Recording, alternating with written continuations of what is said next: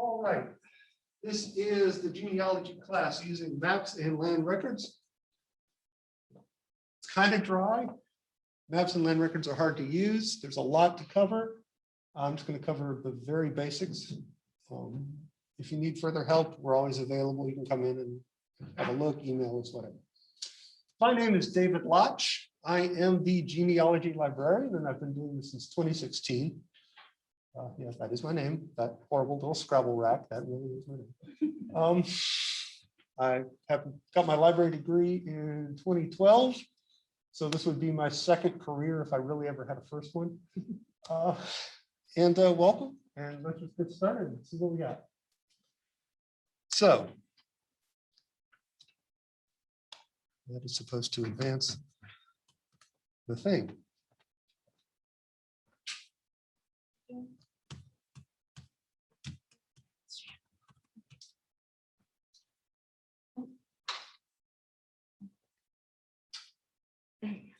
Oh, just gotta use the. I guess you gotta use the mouse. Okay. So these are the topics we're going to cover. It looks like a lot. We're going to gloss over some of these, and some of these we're going to hit pretty hard. But we're going to talk about the different types of maps that are available, which is something you probably should have covered in elementary school. I'm just going to go over that again. We're going to learn the difference between federal and state lands, because it'll depend on where you're looking for records. We're going to take a look at the two major survey systems in the U.S. We'll talk a little bit about some deeds. Deeds are difficult because every county and parish has a different system. We're going to practice reading public land survey descriptions. I'm just going to show you one, just to give you an idea of what that's like. Use different resources for locating public lands.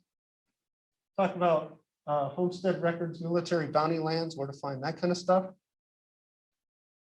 And then take a really quick view at some other resources and also some Louisiana land record resources. We're just going to kind of breeze over that. So, land records.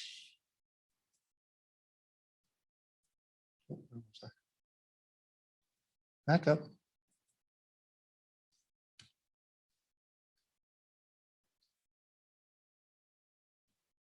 Land records can be useful for a lot of reasons. Well, first of all, you find out if you're doing genealogy, you never know where that piece is hidden, right? So you never know where that little clue is hidden that's going to tip you off and let you figure everything else out.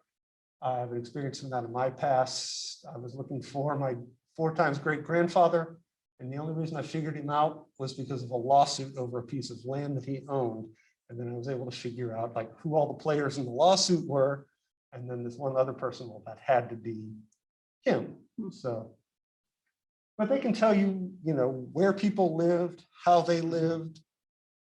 You can exactly locate people. You can like locate them next to their neighbors, which can be important sometimes. How much money they paid for the land, all this kind of stuff is valuable information. Some of it isn't direct genealogical information, like getting you to the next person, but it'll fill in the story, tell a larger story about who your family is. So, When we get to that screen, can we follow it on the computer? no, I'm just going to show it up here. Oh, okay. So the first thing we have to look at is just finding place names where they're located. And is everyone familiar with gazetteers? Have you all used gazetteers before? They're basically large books with the names of every known place name in an area. Including the big ones. There's one for Louisiana, and you know, if there's some place called like Deer Island somewhere in North Carolina, there's like 3 Deer Islands. It'll list them, tell you exactly where they are. Yeah. So if you're having a hard time finding a place that's mentioned, we have this book, and this is great for people online who are just listening to the audio, called Map Guides to the U.S. Federal Censuses 1790 to 1920 by Dollar High. It shows the census. It shows what every state looked like for every census, where the county or parish boundary lines are. It also tells you like which counties have their censuses were lost. It's really good if you're locating someone, say in Rapides Parish, in Louisiana? Well, Rapides Parish wasn't or was huge, and then they carved several new parishes out of it. So it'll tell you, like, if somebody's in Vernon Parish in, what year is that, 1870, actually you want to look for Rapides Parish because there wasn't a Vernon Parish yet. And that's all in this book. It's very useful for that. And the other one I recommend here is Ancestry's Red Book, which is a list of all the counties in the US, history of the county, where to look for records, what kind of records they have, and then also it'll show you like when the records start, what kind of records they have, when those records start. If there was record loss, say due to a courthouse fire, flood, bad record keeping, insects, whatever, that'll also tell you what's been destroyed. Very good book for that. So, map titles. The most basic one, the one we're all familiar with probably is atlases. We've all had a road atlas in our car at one point. It's just a huge collection of maps, right? I also added Google Maps and Apple Maps to that. Those are very handy maps for trying to locate places. Historical maps. And there's a great collection, the David Ramsey map collection. And I'm going to show you some of those. They're really amazing. This is all going to be up online, sir. I'm going to put this up in the next couple of days. Yeah. The David Ramsey map collection, davidramsey.com. I'm going to show you a couple of those. Huge collection of historical maps. Topographic maps. There's this historical topographic maps available from the United States Geological Survey. I almost said genealogical. I mean, that was wrong. Geological Survey, and you can just Google USGS Living Atlas. I'll show you how to use those. Those are fascinating. And then plat and ownership maps, which are usually involved with deeds. So we're gonna go over some of these. Oh, and Sanborn maps. We have a great collection of those in the digital library. So familiarize yourself with the digital library. It'd be great. So the David Ramsey map collection at davidramsey.com. These are examples of what's available there. You go in, you type what you're looking for. It's not that user-friendly. You have to click around a bit to find stuff. But this is a very early map of Baton Rouge that I found there from 1796. A French general by the name of Collot sailed from Pittsburgh to New Orleans on the Ohio. I think he may have gone up the Missouri for a bit, but the Ohio, Mississippi rivers. And he made maps of everything he saw along the way. He may or may not have been a spy. There's some debate about that. But this is a map of the fort of Baton Rouge from 1796. And if you can see it, it contains detailed instructions on how to attack the fort based on the March of Galvez. So, So you put your artillery here on this little hill, which I think is where the old governor's mansion is. Exactly. So you march your man up under the cover of this, etc. So yeah, spy probably. But it's not just U.S. maps. This is a map of the city of Besançon in France that I happened to find there. And if you're looking for like maps of European cities, you can find like what it looked like when your ancestors lived there. Where is it located? How is it situated? At the time your ancestors lived there or were leaving. And the reason I selected this one is I lived in this town in 1999, 2000, and I lived right about here on this street, right about there. A dingy little apartment that was so small that I had to have folding furniture because I couldn't have my dining room table and my bed open at the same time. But that's another story. It was a great year. Anyway, if you're looking for Baton Rouge maps, we have the Baton Rouge Room Digital Archive available in the digital library under B, Baton Rouge Room Digital Archive. On the second page, we have the Baton Rouge Room maps. So you have to go to the second page. They're kind of hidden. And those are pretty amazing. They're historical maps of Baton Rouge, including, you can just watch the town take shape. Old maps from the early 1800s, all the way up to 1970s, 1980s. Maps that were given out by gas stations, banks, official maps. And my personal favorite, because it's the most interesting, is this map of Baton Rouge compiled by the KGB that we have a copy of. This was done in the 60s, I think. It's your view there. Oh. You'll have to we got a couple of late comers. There you go. And then just hit admit all. Oh, There you go. Perfect. okay. Sorry. Sorry for the technical difficulties, everyone. Yeah, so I just thought that this is my really, so Baton Rouge, Fort Allen, Scotlandville, Baker, Zachary, Denham Springs. Yeah, the KGB was mapping the United States, just in case.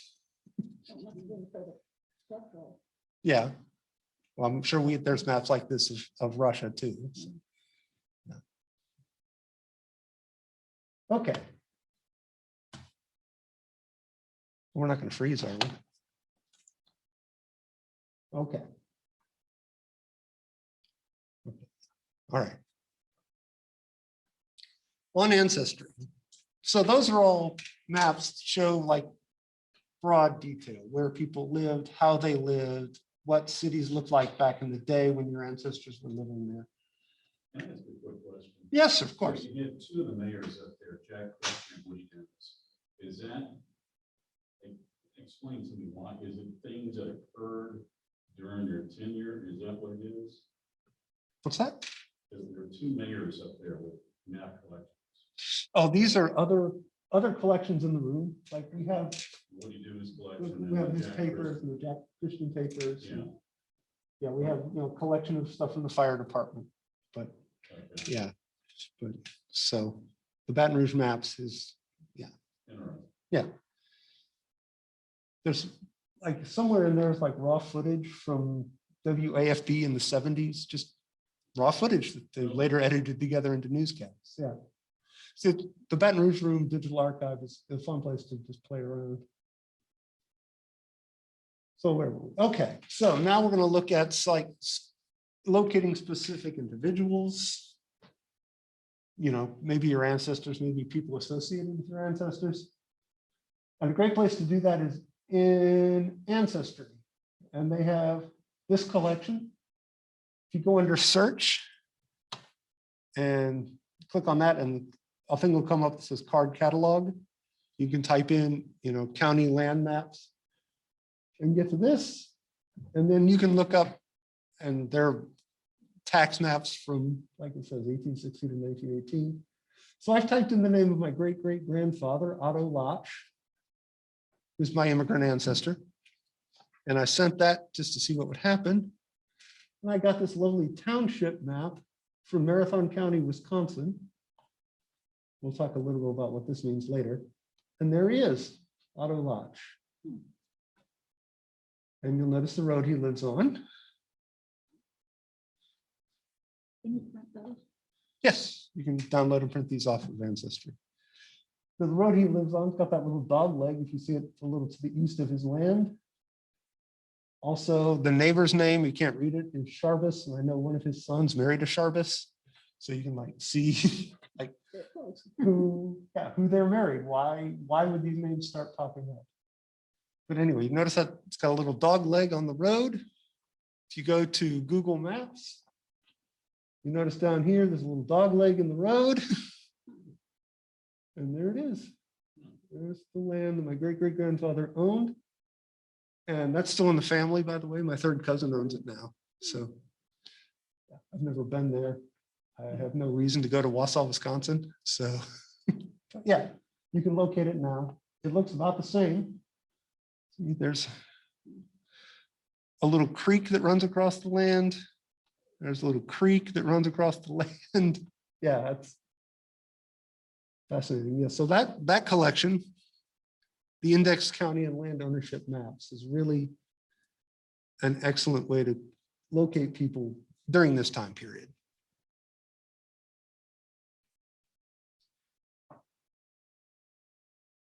Another collection I like is the topographic map collection available at the United States, I'm going to say it again, Geological Survey, not Genealogical Survey. They're the official maps of the United States.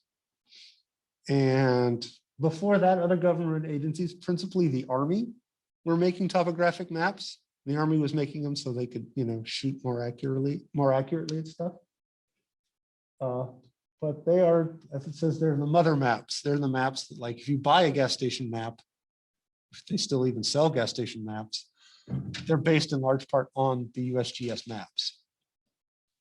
And so this, I don't know why I put that up there. It doesn't make sense because the scales change from map to map. And I'll show you what I mean. Oh, yeah. So there's different ways they do physical features on the map. Most topographical maps will use contour lines now. That's the modern way to do it. That'll show you elevation with a line that runs around the map. Some still use the altitude tint method, which, like, each altitude is a slightly different color. And then the Hacheur system, which is the old-fashioned system that was in the Baton Rouge map. Here's a really amazing example of it. That shows elevation by, dark little slash lines all through the map, meticulously drawn. They're beautiful, but they don't convey a lot of information, like how high something is. So, but they will, if you're trying to navigate the terrain, you can do it. But anyway, they are available at Living Atlas. Just Google USGS Living Atlas and click on it. You can go to a landing page. You can either zoom in or type in an address, and it'll bring up what that looks like now. For example, this is a current map of where we are right now.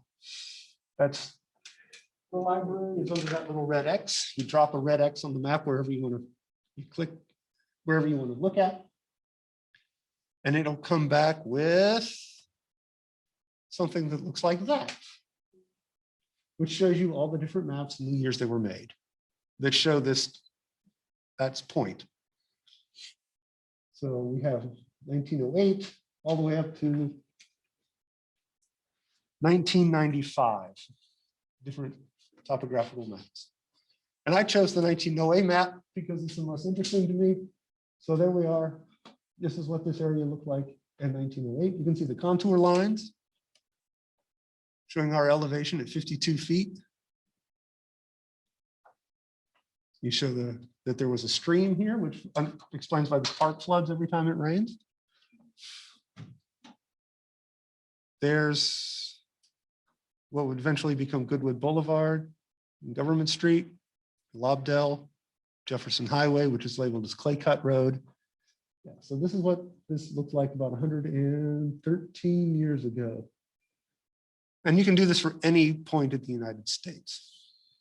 So you said you can drag your pointer and drop it there and it will give you information about our party, so you can put in an address too. Yes. Mhm. You type in whatever address you're looking for. You zoom in on the map to get wherever you want.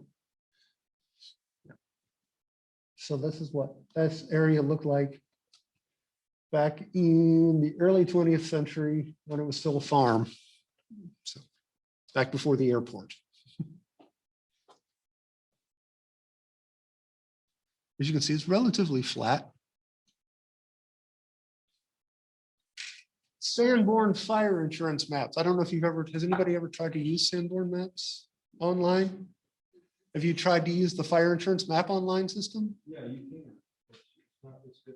You have to have a certain software right now. Okay, It's not available on that. okay, I did it in New York. It's public library. okay. Really interesting.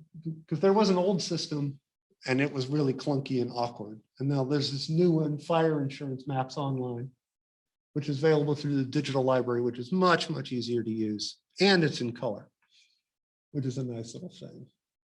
And we also have in the archives, the fire insurance maps that were owned by the fire department, like in books, huge books.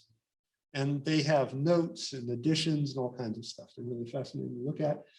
You'll need to have special permission to look at them because they are valuable and fragile. If you ask real nice. But we do have them, and I mean, the books are this big. 3 feet by 3 feet, enormous books. But anyway, they work a lot like the other maps. I use the interactive map system. You go to there, you can type in an address or zoom in on a point, however you want to do it. Now, Sanborn maps are great, amazing detail, amazing information on the maps. However, they only cover urban areas. They have to have been incorporated cities, urban areas. If you lived outside the city limits, there won't be a Sanborn map. That is their limitation. But for people living in cities, if your ancestors were living in cities, fantastic information. And for this demonstration, I dropped a pin on where the McDonald's is on Government Street. I don't know why, I just thought that was a landmark we all know, because this library is not on the Sanborn maps because we were outside the city limits when they were being made. And down here, these are all the different years that there are maps for that location. They didn't do them every year. They did them, as you can see, sporadically. And you can navigate around, you have to figure out like which map section the thing's on. And you can do it. It takes a few minutes to figure out how to use it. And it's very user-friendly. If you get in trouble, just click back. It'll take you to the previous screen. You can't mess it up. And then you zero in, and this is 1896. And there is where the McDonald's is down here. And it shows that it's just a regular house. The yellow shows it's a wood frame house. Here on the corners are some grocery stores. Across the street's a bakery. And notice the bakery oven is clearly labeled because it's a fire insurance map. And also that's a water pipe, and then fire hydrants are also clearly labeled. So you can get to this point and then you can move about either up or down. Yeah. You can zoom in real close. I zoomed this in quite a bit. You can move out. It shows each will be a page in the map book, basically, for each one.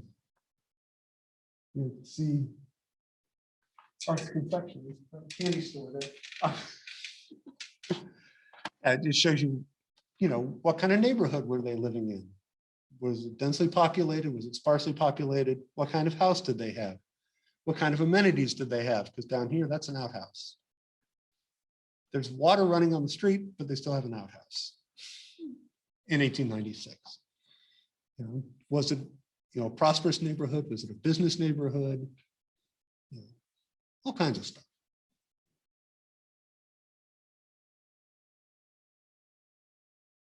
It won't tell you like any information about, like genealogical information, but it will tell you information about who was living there, how they were living, We have a house of a vaccinated. Okay. And you get up through the attic.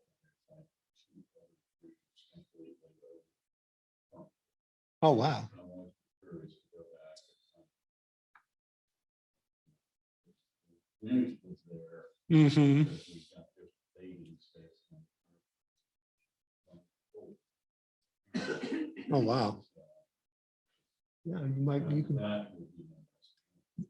yeah, using the Sanborn maps and the city directories, you can probably put together a pretty good story. Yeah.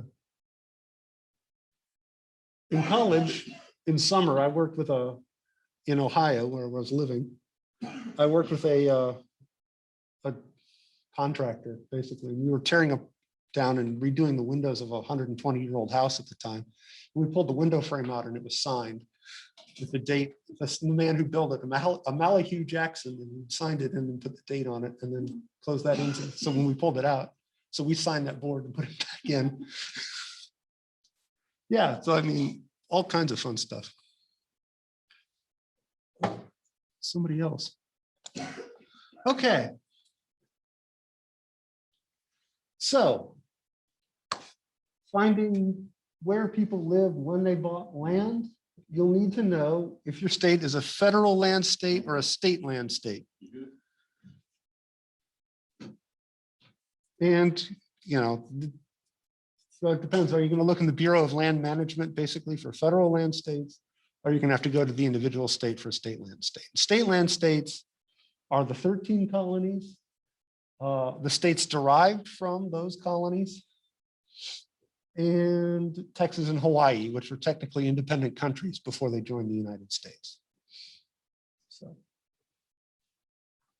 federal land states are all of these. You'll see Louisiana is one. So that means when people first bought land after they moved here, after statehood, they were getting the land from the federal government.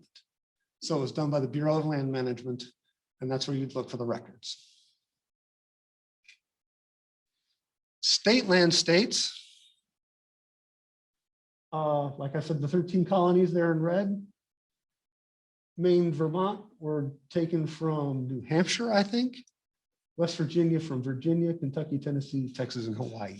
So if you're looking for people and land records for people, the state controlled the land and sold it to the individual settlers. And each one of these used a different survey system too, which also makes it fun. We'll talk about that. But the process is basically a person would apply for land. A warrant would be signed out for the survey, a survey made of the land, and then a patent or grant made, which is the sale. And mostly what you can find online is the patents and grants. If you want to go dig deep into the archives in Washington, DC, you can find all this other stuff, but mostly what you're going to find online is the patent or the grant with the name of the person buying the land, when they bought it, where it's located, how it was surveyed. And for some reason, they always bought it from the president. Like the president's name is the seller of the land. So there's two survey systems. State lands tend to use the meets and bounds system, and I'll show you what that is. But it's a description of the land based on, go to this place, go east this far, go to this point, go north this far to this point. It crosses a stream, da da da da da. Now, Thomas Jefferson came up with another system for that, where everything is divided into nice 6-mile squares. And there's, there's meridian lines and baselines, and then you count the number of squares over. It's like a Cartesian grid, if you remember from algebra class, doing the Cartesian system. And the townships and range townships go north and south, or ranges go east and west. In 6-mile chunks, and then those are broken down into 36 1-mile chunks, and then those are further broken down. So the proverbial 40 acres is 1/8 of a square mile. That's how they wound up with that being. So if you take the square mile land and you chop it up, 40 acres would be about 1/8 of that. And that's how land was sold. And it also affects, well, in Louisiana, we have 2 other systems, of course, because we cannot be like anyone else in Louisiana. We've got to do it different. The French government, when it gave out land, used the long lot system. So everything is bordered on a navigable body of water. And then there's a very narrow frontage typically on that. And then it goes back a long way. So you got your 40 acres or whatever, but it's only 500 feet wide, and it goes back, half a mile. The Spanish used a little more rational system, but they just sort of jigsawed together squares. So they didn't, wasn't as rational as the Jeffersonian system. And I love and what's fascinating to me is how this affects the landscape, because how we treat land changes the landscape. This is Bayou La Fourche heading into Golden Meadow. There's Highway 1, as you can see, that's the French long lot system. That's how they divided the land. Everything fronts on the bayou and then goes back a long way. And if you ever drive down Highway 1, you can see that as you go. You know, there'll be, something 500 feet from the stand of trees, 500 feet in the low row of trees. And this, whoops, and this is Iowa. This is the Jeffersonian system. That's a 6 mile. Yeah. All divided up, perfectly square. You can see Everything. that too when you fly over. Everything neatly divided.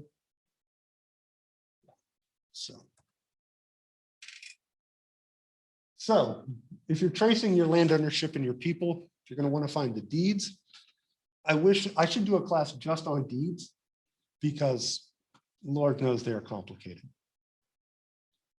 If you're looking for a deed, go to Family Search. They have a lot of them.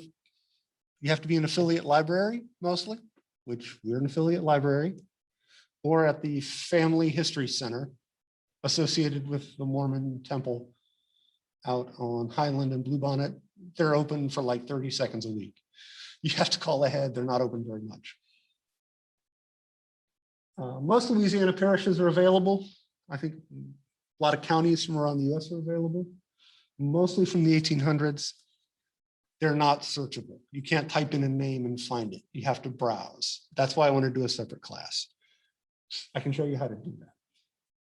But they're there and they're useful, but they're not easy to use. First of all, because indexing systems vary from parish to parish. Every parish has a different indexing system for how they did their deeds. One of the things I've noticed working this job is how much government in the United States takes place at the county or parish level. So much. But anyway, every parish and every county has got like a slightly different system. So some of them use very sophisticated indexing systems. Some of them just use alphabetical order. Some of them just lump everything together. So depends. So this is only for Louisiana that you can use this? No, this is everywhere, but I'm focusing on Louisiana. There's an excellent book called Courthouse Indexes Illustrated by Christine Rose, and it takes you through some of these indexing systems and how to use them. East Baton Rouge Parish uses the LMNR system, which is a very complex system. Once you get the hang of it, it gets easy, but it's pretty complex to get used. It's the only parish, they only use it for land records, and it's the only parish so far I've discovered that uses them. So you have to master like one indexing system to look at these Baton Rouge Parish land records. Okay, the way it works is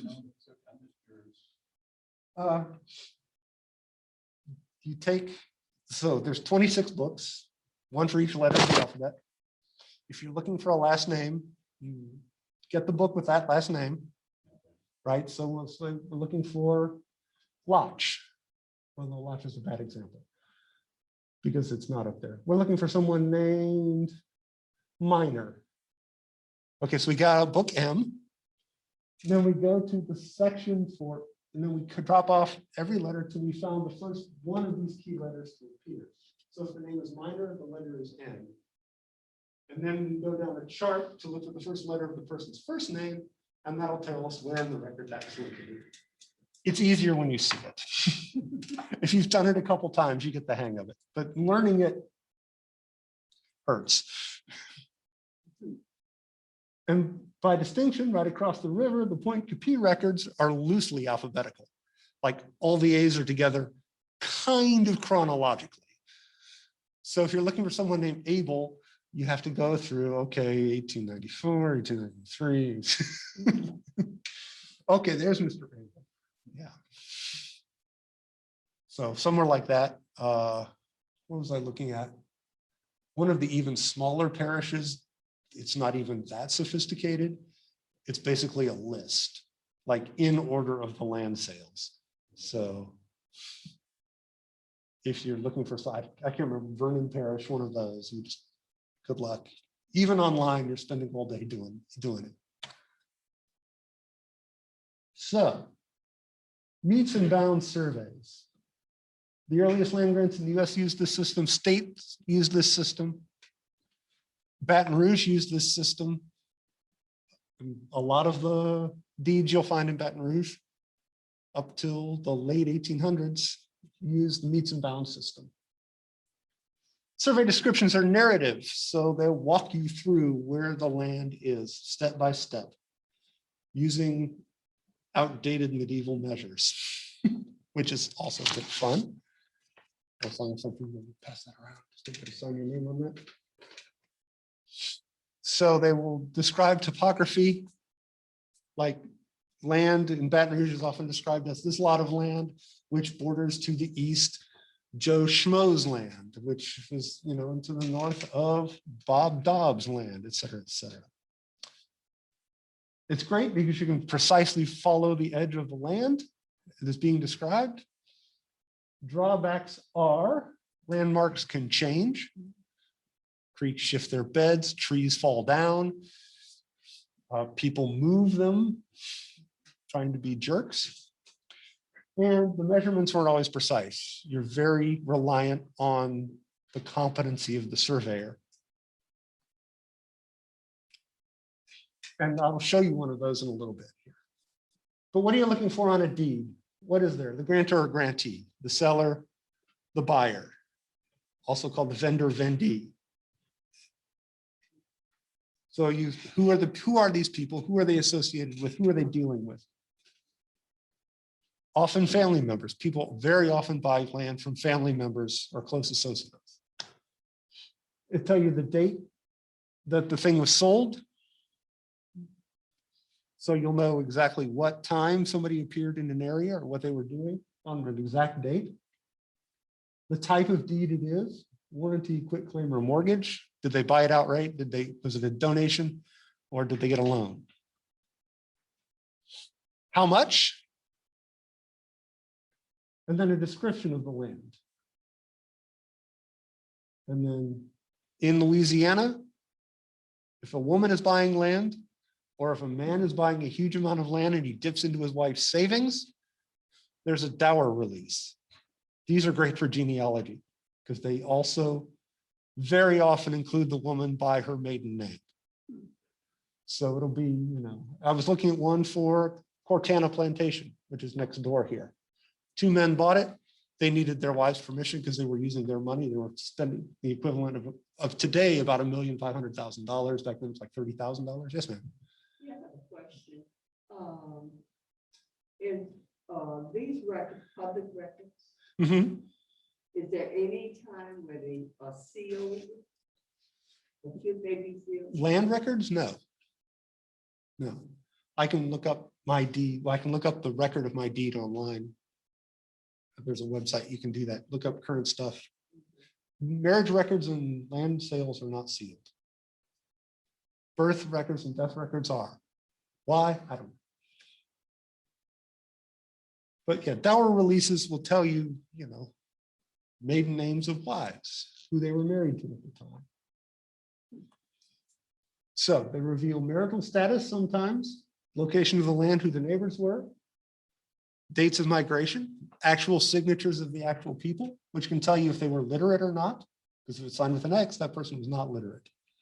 If it's actually signed, there's always that thrill of seeing your ancestor's actual signature. At least for me, that's a thrill. Sometimes there's dates of death, especially if it's, part of an estate, and who the heirs are. Also, if it's part of an estate.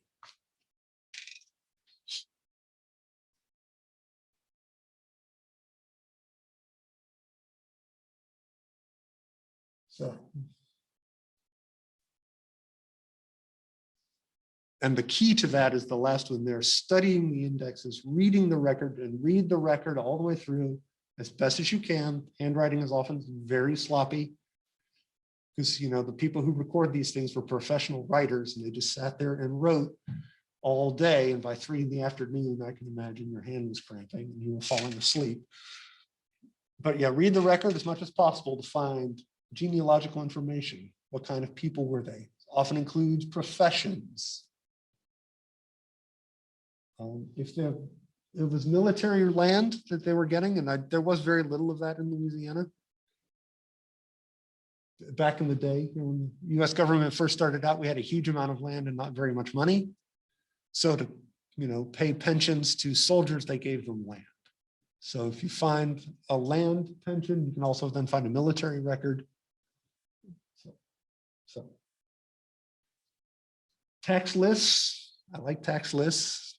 They're hard to find. Some people kept them, some didn't. I don't think East Baton Rouge Parish has them from back in the day, but you can look it up now. Yeah. And then the 1815, 1870 census, you can also see how much the person owned in land. And there's a website, there's lots of websites you can go to. You can just type in convert $1835 to today and then type in the amount and it will show you. That's how I know that $35,000 is equivalent to over $1 million today. Yeah. So 1846, a man named William George buys this land. It's the beginning. This is how the very birth of Goodwood Plantation. With William George buys this land. He's just married.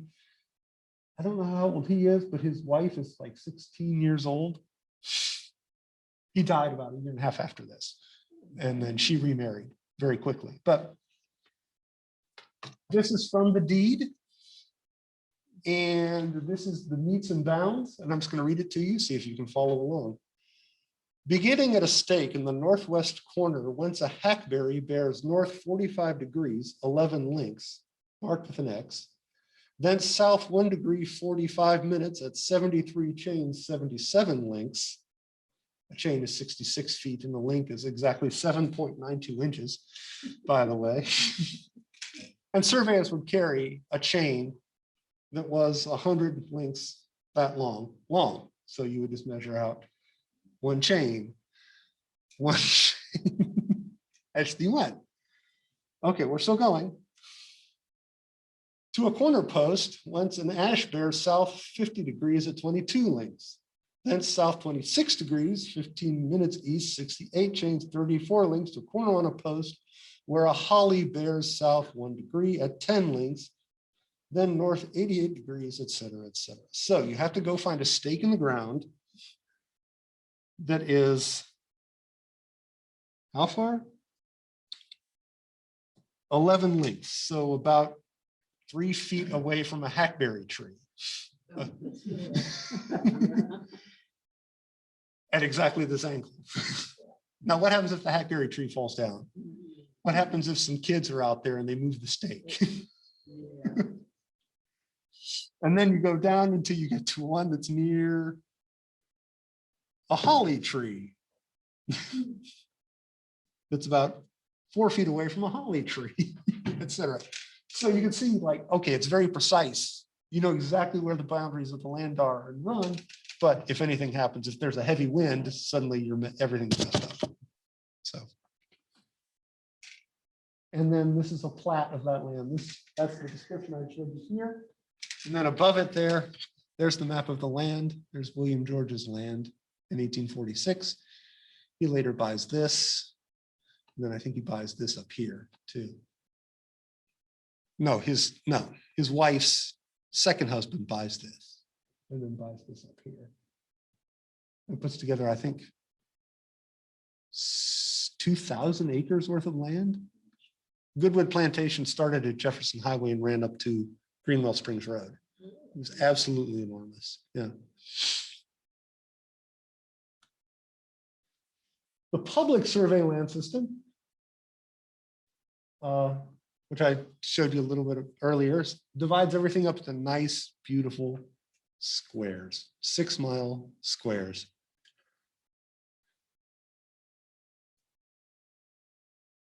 So, and everything's formed into what's called townships.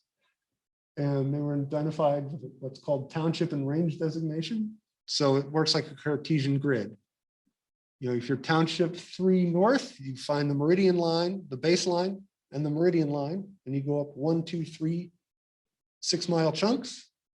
And then, you know, range 4 west, and you go west of the line 1, 2, 3, 4, you know exactly where you are. And then that's broken down into 36 1-mile square sections, starting in the upper right-hand corner, 1, 2, 3, 4, 5, 6 across, dropping down to 7, 8, 9, 10, 11, 12, dropping down to 13. So it goes back and forth. Because the surveyors started in the upper right-hand corner and marched their way 6 miles across, and then went down and marched their way 6 miles east. Louisiana used the other one because they didn't understand this. They use both. Louisiana's Both. use both, yeah. Here is how the United States is divided up.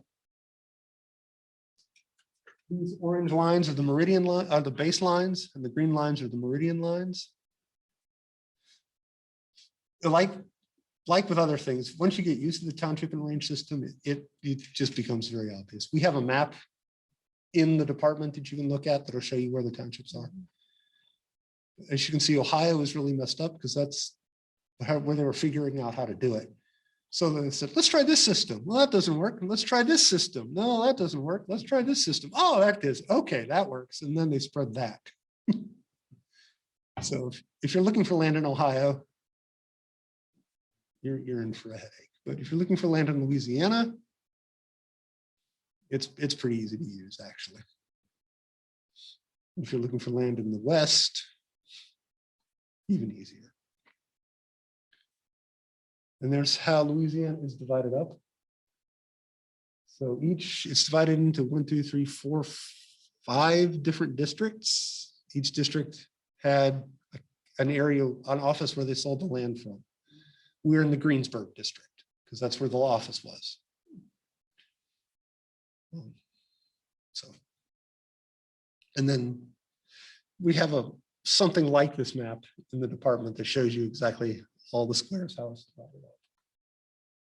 So this is how it works, right? So we're looking for the land description for the brown. It's northeast quarter of the northwest quarter of section 14, township 2, range 3 west. So to use it, you start on the right-hand side and you go range 1, 2, 3 west, township 2 south, 1, 2, section 14,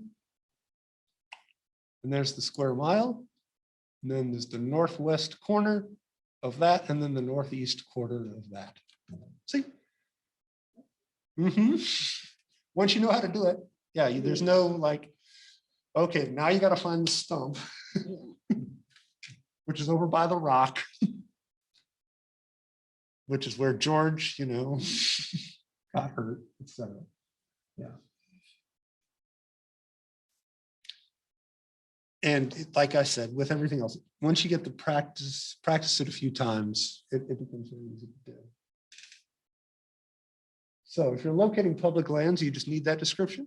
You find the principal meridian, you find the baseline in the meridian, you find the section number, and then you draw what's called the aliquot, which is that northwest corner bit. And there you go. And these records, many of them are available at the Bureau of Land Management. The BLM website is not entirely user-friendly. It takes some luck. But yeah, they do have the historical surveys of a lot of the lands. You can click and see exactly where it was. And they also have the land patents, which is, there's the actual, a PDF of the piece of paper. With your ancestor signature, with the signature, with it all written out and described. It's very nice. And these have been also published in what's called the Family Maps series. There aren't many from Louisiana. It's kind of random which counties have them and which don't. But so look to see if there's a family map book for whatever county or parish you're looking for. And that's taken directly from the Bureau of Land Management.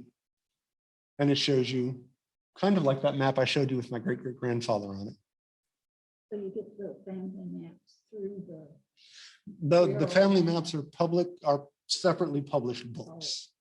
So if you know what county your person was in, you might be able to find, if there is a family maps book for that, if we have it. If we don't have it, we can probably get it. Yeah, the Bureau of Land Management website's a great place to look. It's not easy to find what you're looking for sometimes, but once you do, it's there, so. And this is an example of a land patent. Notice the land is bought from the president at the time, Mr. James Madison. And this was purchased 1815. This is, anybody remember Angelo, who used to work in the genealogy department? Okay, this is his ancestors' land patent in Pike County, Mississippi. Joseph Adams family, Adams County, excuse me.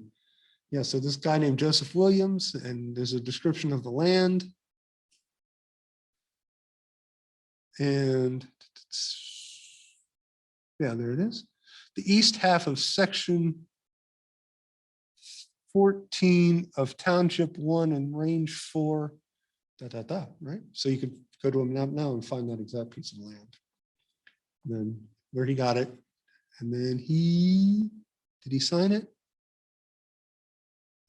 I don't see a signature.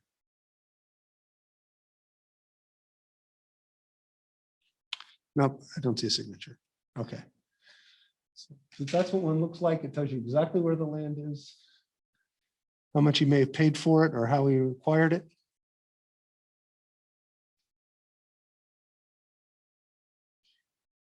Okay, so this is what a Louisiana, this is a township in Louisiana. This is what Township 4, Range 3 east of the Greensburg district.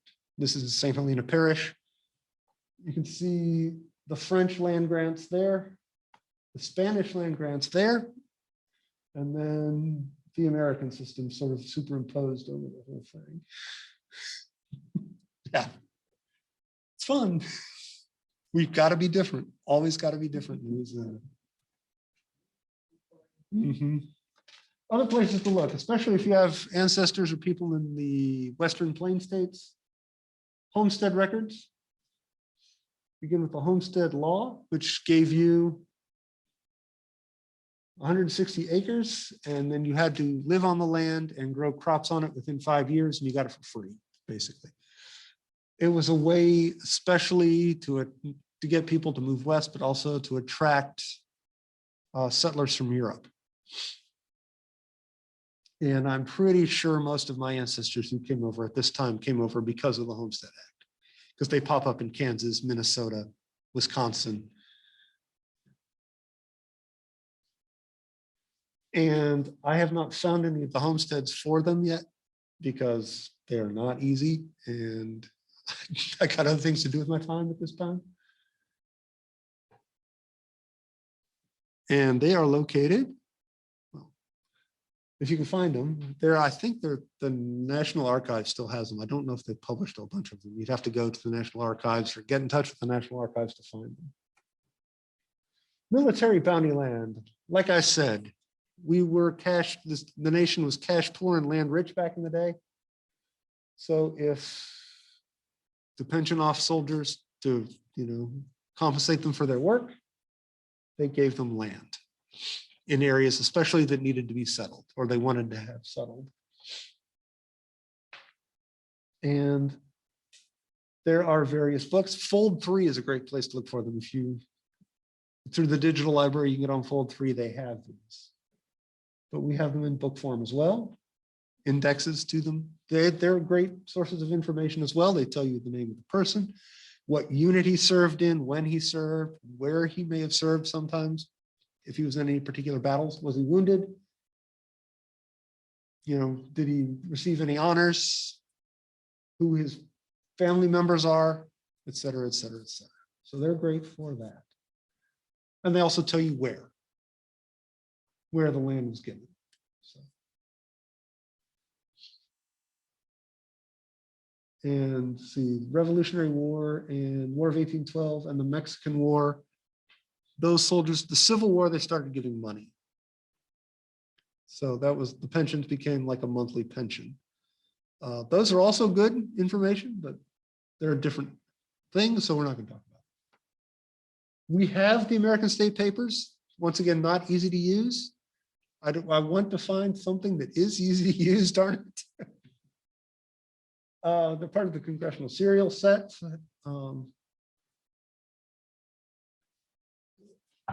Classes 8 and 9, so basically volumes 8 and 9 cover land grants and claims from 1709 to 1837.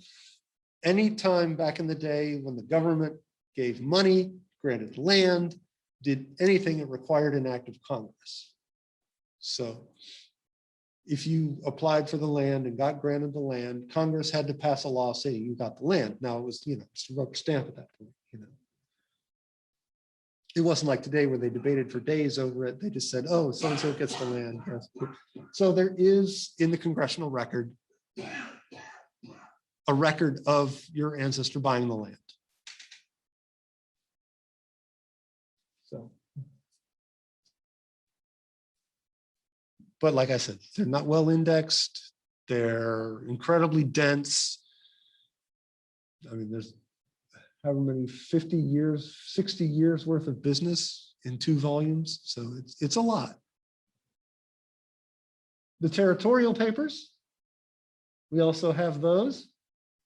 Those are, when before statehood. And we are located in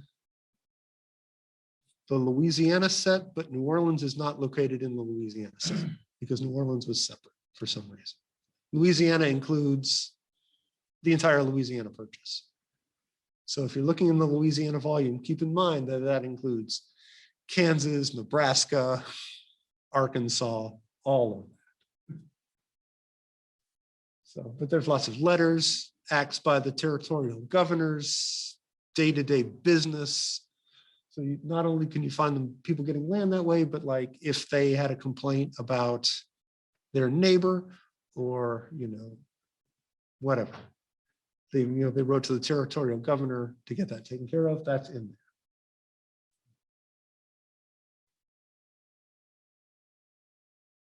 Early Louisiana resources. We have the best one we have is the Index to the Archives of Spanish West Florida Records. We have the Spanish West Florida Records, but we have the index. We have the Pintado Papers. Therein we have them indexed. We printed out the index for you. We can show it to you. But yeah, there's a lot of good early stuff. Once again, there isn't a specific land section. You have to find your person. You have to. If you can find them, it's great.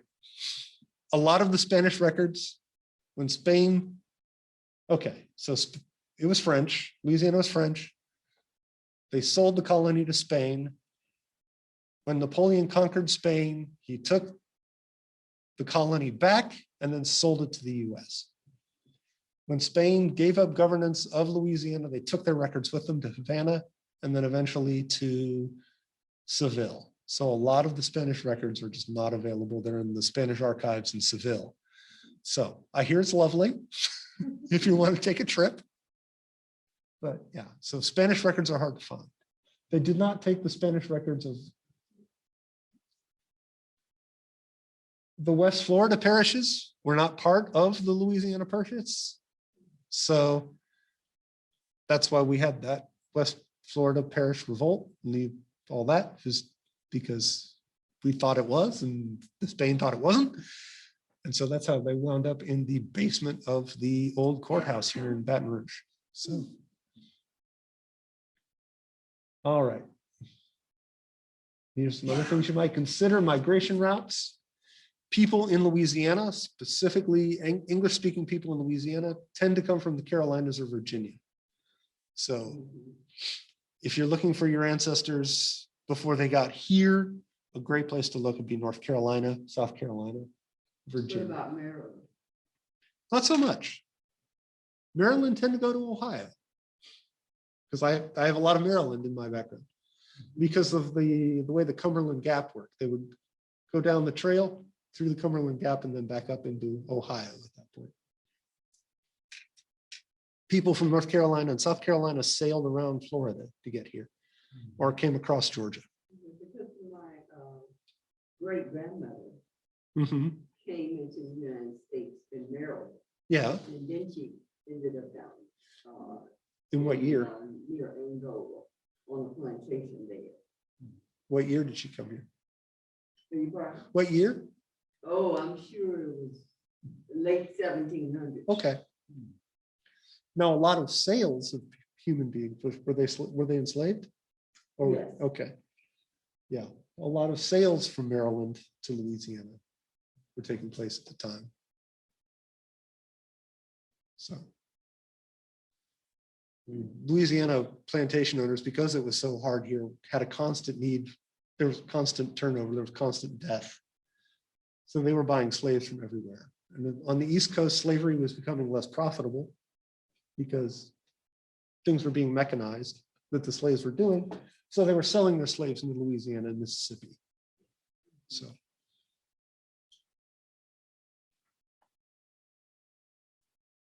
And they weren't part of the Georgetown University slaves, were they? The GU 272? I'm not sure, but we're looking. Okay. to Find out. Yeah. Just-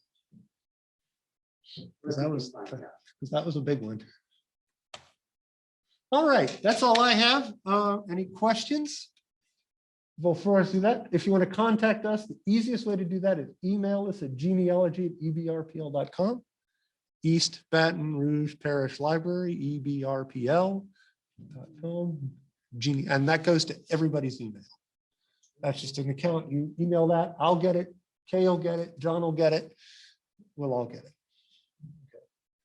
That's my contact. I'm David Lotch, and I don't expect you to remember how to spell that. No one ever does.